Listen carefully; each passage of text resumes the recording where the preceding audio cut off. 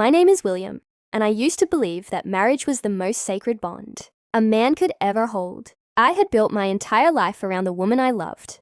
Her name was Clara. She was beautiful, ambitious, and she had the kind of charm that could light up any room she entered. For years, I thought she was my destiny. I worked long hours at the company just to give her the life she deserved. Every promotion I chased was not just for me, but for us. Every late night was fueled by the thought of building a future together. Clara would often complain that I was too busy, but I thought she understood. After all, I was doing it for our home and for our dreams. One evening, I returned home earlier than usual. I wanted to surprise her with her favorite dinner. As I opened the door, the apartment was strangely quiet. I called out her name. "Clara, are you home?" No answer. I walked through the rooms until I reached our bedroom. That was when I saw it. A tie on the floor. It was not mine. My chest tightened as I recognized the brand. It belonged to my boss, Richard. I froze as voices came from the bathroom. Her laughter. His deep voice. My world cracked open in that single moment. I felt my body trembling, but I forced myself to stay silent. I picked up the tie and waited until they both came out together. Clara stopped cold when she saw me. "William, you are home so early." Her voice was filled with panic. I held up the tie. "Interesting," I said. "I suppose I should ask why my boss would leave this here." Richard looked at me with arrogance, not shame. "William, you are a smart man. You work hard, but you spend too much time at the office. Maybe you forgot what your wife really needs." Clara grabbed his arm as if seeking protection. "William, please listen. This is not what it looks like. Not what it looks like." My voice was calm, but my heart was shattering. "Clara, do not insult me. I see exactly what this is." She looked at me with tears filling her eyes. "William, I am sorry. I never wanted to hurt you. It just happened. It just happened." The phrase echoed in my head. Years of loyalty reduced to 3 careless words. Richard smirked and said, "Maybe you should leave, William. Clearly she has made her choice." I turned to Clara. "Is that true, Clara? Have you made your choice?" Her silence was louder than any confession. My chest burned. Every memory of love twisted into betrayal. Finally, I said, "I will not fight for someone who does not want me." I left the apartment with nothing but my keys and my pride. I could hear Clara calling my name behind me, but I did not turn back. That night, I swore to myself that I would not just survive this betrayal. I would rise above it. I would make her regret every choice she made with Richard. The pain was unbearable, but in that pain, a fire was born. Revenge was not about violence or anger. For me, revenge would be success. I would become so untouchable that both Clara and Richard would drown in their regret whenever they saw me. As I stood under the cold night sky, staring at the city lights, I whispered to myself, "This is the beginning." The next morning, I dragged myself out of bed in a small rented apartment I had found overnight. The silence was heavy, but at least it was mine. No more lies whispered in the dark. No more betrayal hidden in the walls of what I once called home. I stared at my reflection in the mirror. My eyes were red, my jaw tight. "William," I said to myself, "you cannot stay broken. She took your heart and crushed it, but she does not get to destroy your future." At work, the air was heavy. Richard walked past me with that arrogant smirk, as if he had already claimed victory. Clara had not shown up, but I knew she was somewhere near him. I clenched my fists under the desk. My revenge would not be loud. It would be patient and merciless. Later that day, my friend Daniel noticed the storm on my face. "William, what happened, man? You look like you just came back from hell." I sighed. "Clara cheated on me, Daniel. With Richard." His eyes widened. "No way, with Richard, your boss, that snake." "Yeah," I whispered. "It happened right in front of me." Daniel shook his head. "I knew something was off with the guy. But listen to me, Will. Do not let them destroy you. The best revenge is not fighting them on their level. The best revenge is living so far above them that they choke on their own jealousy." I nodded slowly. "You are right. I will not sink to their dirt. I will rise." That night I began to plan. If Richard thought he had taken everything from me, he was wrong. I studied harder than ever. Every night I worked on my own projects, developing strategies I knew the company would one day need. I refused to collapse. Weeks turned into months. People began to notice me at work. My presentations were sharper, my ideas stronger.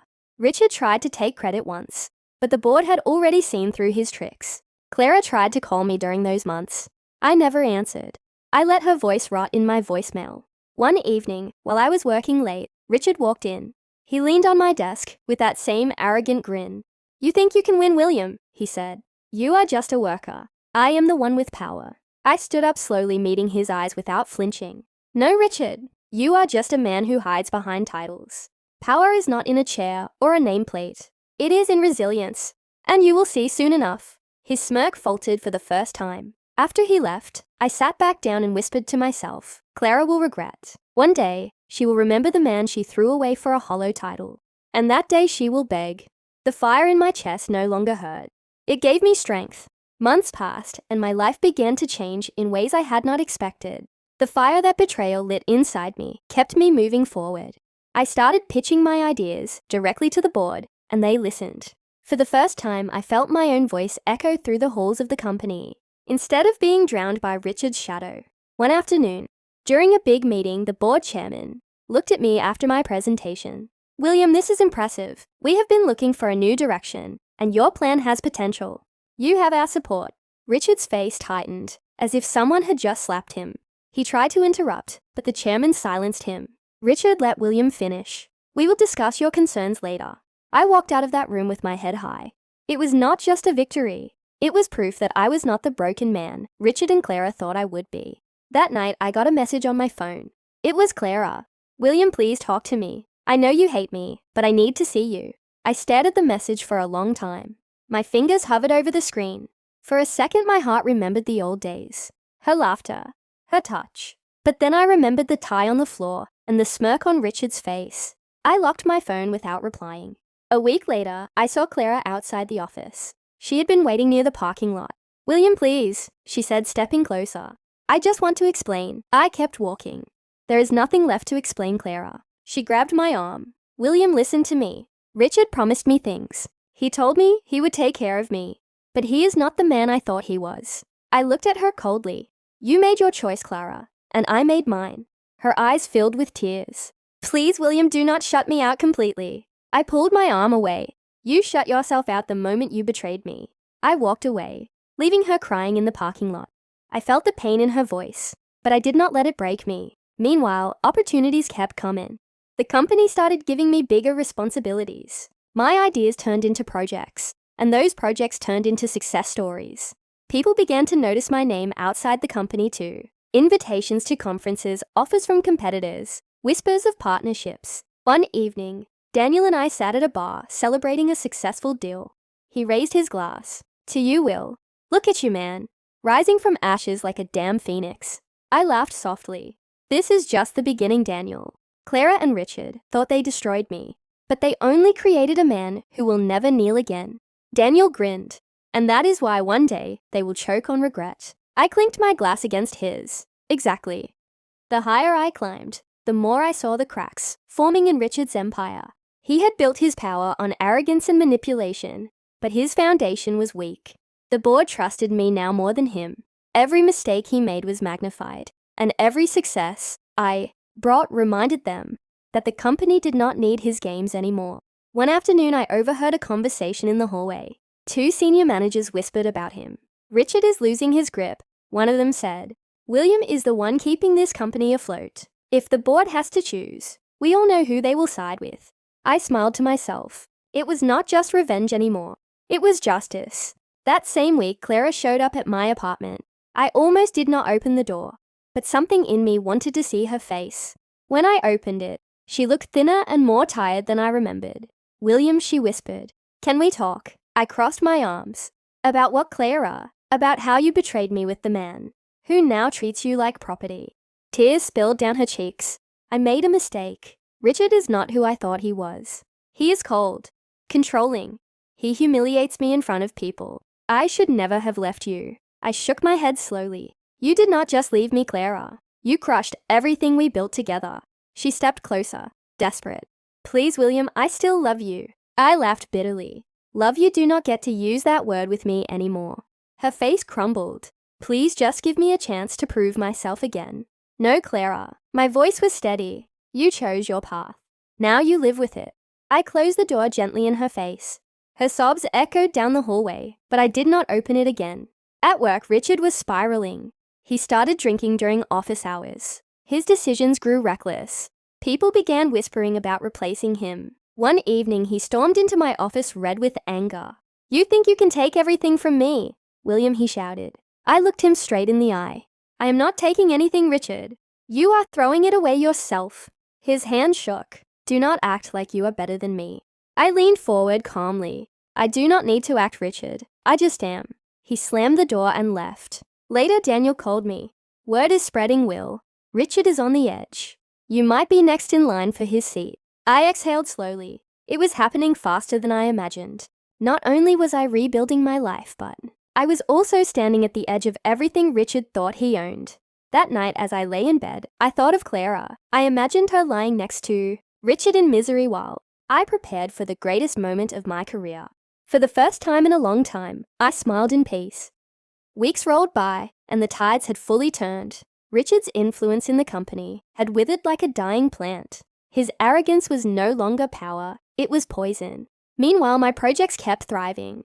Clients wanted to work with me. Partners wanted to shake my hand. One morning, the board chairman called me into his office. William, we have been impressed by your dedication. The company needs strong leadership. It is time we prepare you for a higher role. I nodded respectfully, though inside my heart thundered with triumph. Thank you, sir. I will not disappoint. As I left the room, I caught Richard watching from the end of the hallway. His face was pale, his jaw clenched. For the first time, he looked small. Later that evening, Daniel and I sat at a cafe. He leaned back with a grin. Man, look at you! You are unstoppable. Do you realize you are living the revenge story every man dreams of? I smirked. Revenge is not about destroying them, Daniel. It is about building myself so high that they cannot breathe without seeing me. Daniel raised his cup, and that is exactly what is happening. That same night, Clara appeared again outside my apartment. Her eyes were swollen, her hair messy. William, please. She almost fell to her knees. Richard treats me like dirt. He does not love me. He uses me. I stared at her coldly. You left me for him, Clara. What did you expect? A Prince Charming. She cried harder. I thought he was powerful. I thought he could give me everything. But I see now. The only real power was with you all along. I shook my head. Too late. She reached for my hand. William, I regret everything. I regret every moment I spent with him. I wish I could undo it. I pulled my hand away. Regret is not a key, Clara. It does not unlock the past. It is only a weight you carry now. She sobbed and whispered, Please, William, just dinner. One chance. I looked at her one last time.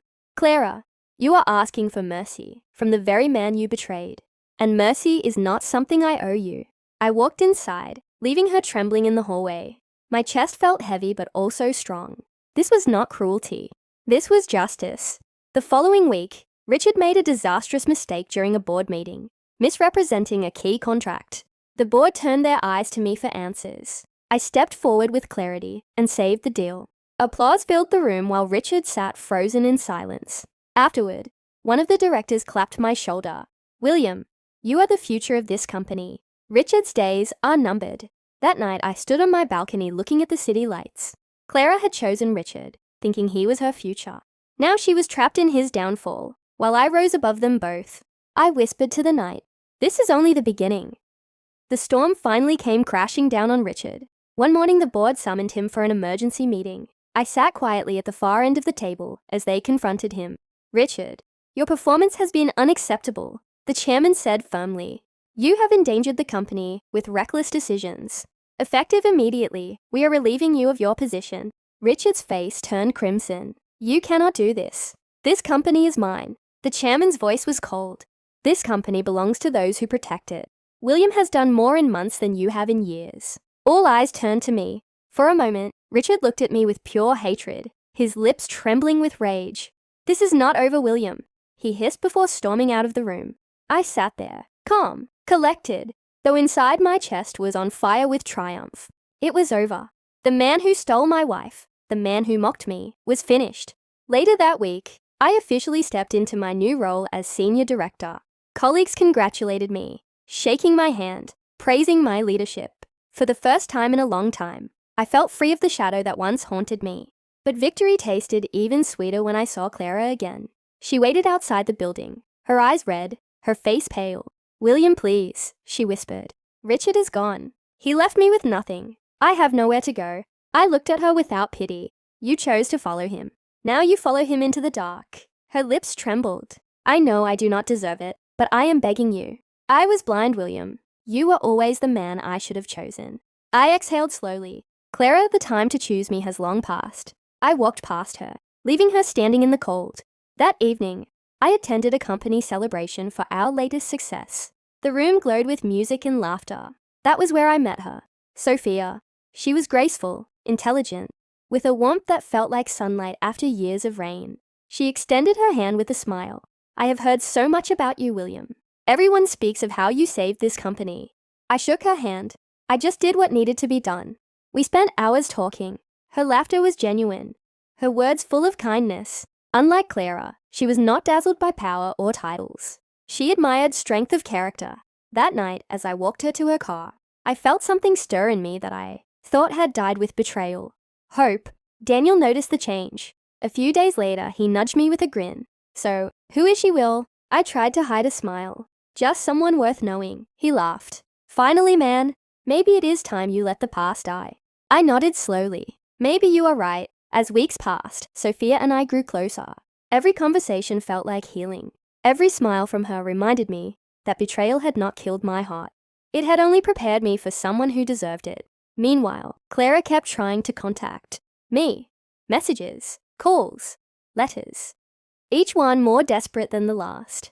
But I had already closed that chapter. Life began to feel different with Sophia around. She carried herself with a calm strength that reminded me of what I had once searched for in love, but never found.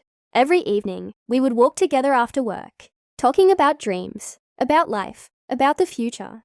Her presence soothed the scars that Clara and Richard had carved into me. One evening, we sat by the riverside, watching the lights dance on the water.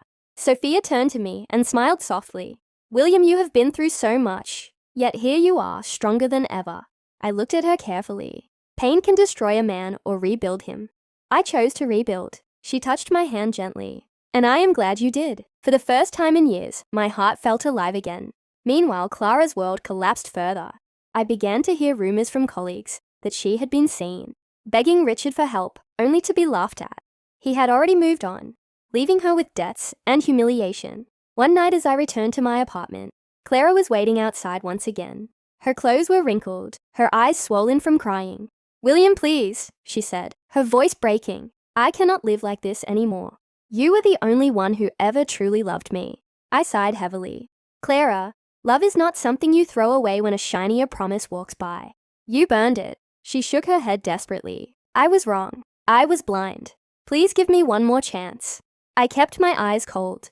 You are asking for forgiveness, not because you love me, but because you have nothing left.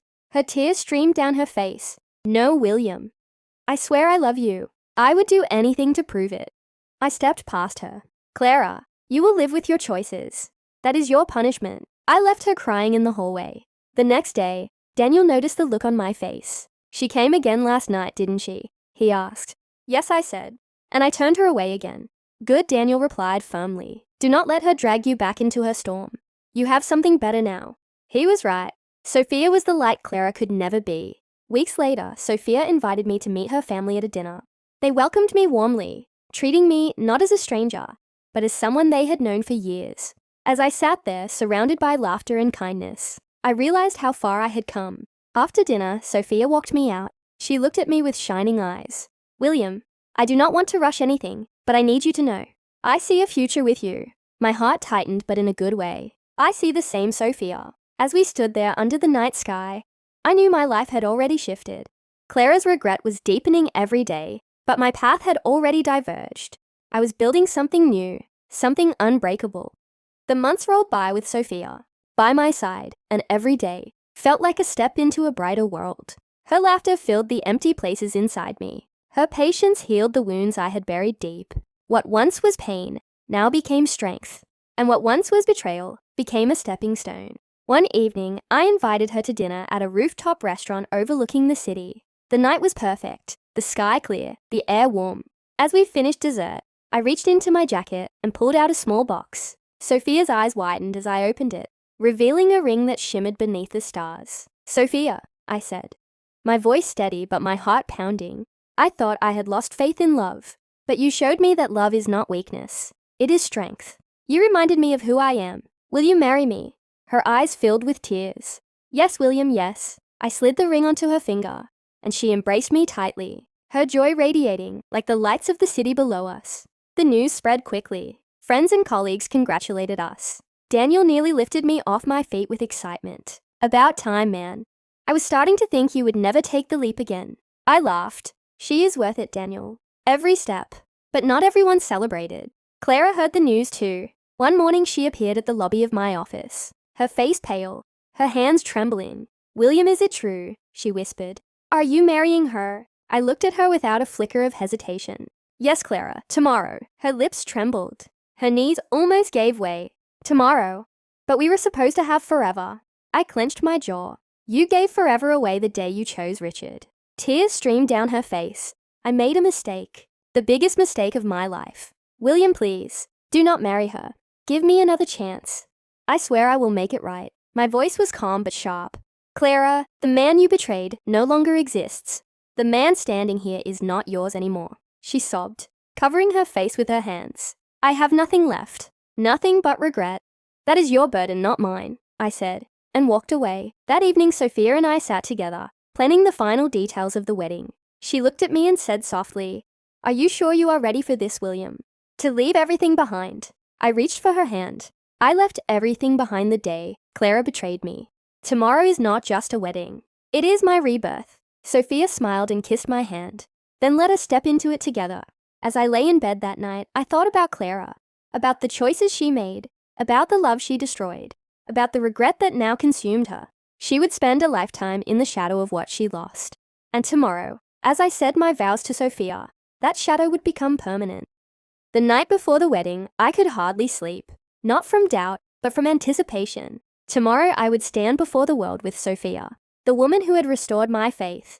Tomorrow would mark the final closure of my past.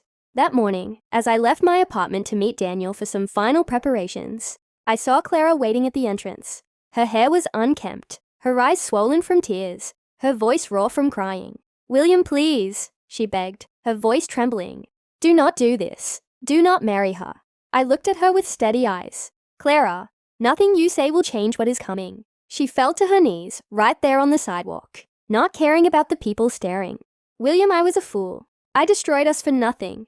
Richard used me and threw me away like garbage. Every night I think about what I lost. Every morning I wake up wishing I could go back. Please, William, give me one more chance." Her tears hit the pavement as her shoulders shook. I bent slightly so she could see the calm on my face. "Clara, I once loved you more than life itself. I gave you everything, and you threw it all away." She reached for my hand desperately. I know I was blind, but I see it now. You are the man I should have never left. Please let me come back." I pulled my hand away. "You want to come back because you are broken and alone, not because you love me. You want comfort, not redemption." She cried harder. "That is not true. I love you, William. I always did." I shook my head slowly. "No, Clara, you loved power. You loved the illusion Richard gave you. And when it crumbled, you remembered me, but I am no longer the man you betrayed." She collapsed onto the ground whispering, "Please do not leave me like this. Please." I stood tall, my voice steady. "Tomorrow I marry Sophia. She is my future. You are my past. And you will live with the weight of that choice for the rest of your life." I turned and walked away. Her sobs echoed behind me, but I did not look back. For years I had carried her betrayal like chains. Now I left those chains lying on the pavement with her. Later, Daniel clapped me on the shoulder. "You all right, man?" "Yes," I said quietly. "For the first time in years, I am free." That night, Sophia called me. Her voice was warm, filled with joy. "Tomorrow is our day, William. Are you ready?" I smiled. I have been ready my whole life. As I closed my eyes, I thought of Clara one last time. Tomorrow she would watch the man she betrayed walk into a future without her, and the regret she carried would never leave. The morning of the wedding arrived bright and clear, as if the city itself wanted to bless what was to come. I sat quietly in the waiting room, my suit pressed, my hands steady. Around me, people hustled with last-minute details, but inside I felt an unusual calm. Today I would marry Sophia and close a chapter that had once been the heaviest weight on my chest. A commotion at the entrance drew my attention.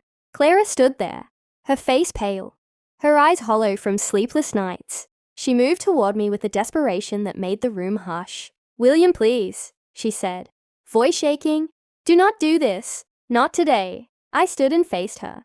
Clara, you already know my answer, I said calmly. I have made my choice. She dropped to her knees in front of me, her hands trembling. Please, William, please. I was wrong, I see it now. I chose him for a life of status, and I threw everything away. I ruined us, and I ruined you. I am begging you, come back to me. The words she had once used so easily now fell out of her like broken glass. I remembered the tie on the floor, the laughter in the bathroom, the arrogance in his eyes. I had spent months turning my pain into purpose, so I would not be a man who begged or broke. Clara looked up, tears streaming down her face. I will spend the rest of my life making this right. I will prove it to you. I will make you believe in me again. I crouched so our eyes met, but I did not soften. Clara, you made your choice and you must live with it.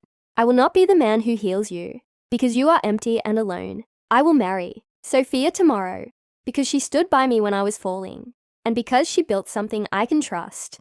Her lips trembled. She sobbed. I deserve everything I have now. I know. I do. But please let me say, sorry. William, I am sorry for all of it. I am sorry for breaking you, for choosing him. The apology landed like a stone. It was an admission she had been too proud to utter before. I nodded once, as if to accept the truth of her regret, but not to reopen what was closed. You are forgiven in the sense that I release the hate. I held, but you are not coming back with me, I said softly. That door is closed. She buried her face in her hands, and the sound of her crying felt like a final bell.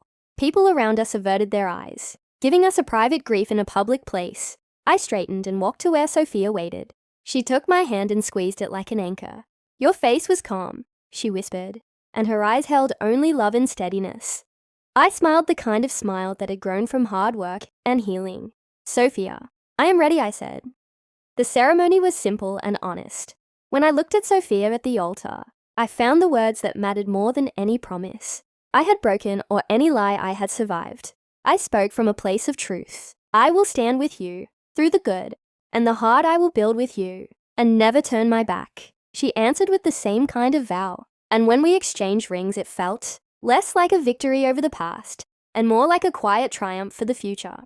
After the ceremony, Clara stood at a distant window, watching the celebration she had once imagined for herself now playing out without her. She finally spoke aloud to herself. I am sorry for everything, she said, a confession, to the empty room and to the life she had lost. I left the venue with Sophia beside me, and a lightness I had not known in years. The grief and the revenge had done their work, and now what remained was peace. Clara would carry her regret for the rest of her life, and that was the consequence she had chosen. I had chosen love that healed, and a future I would never trade.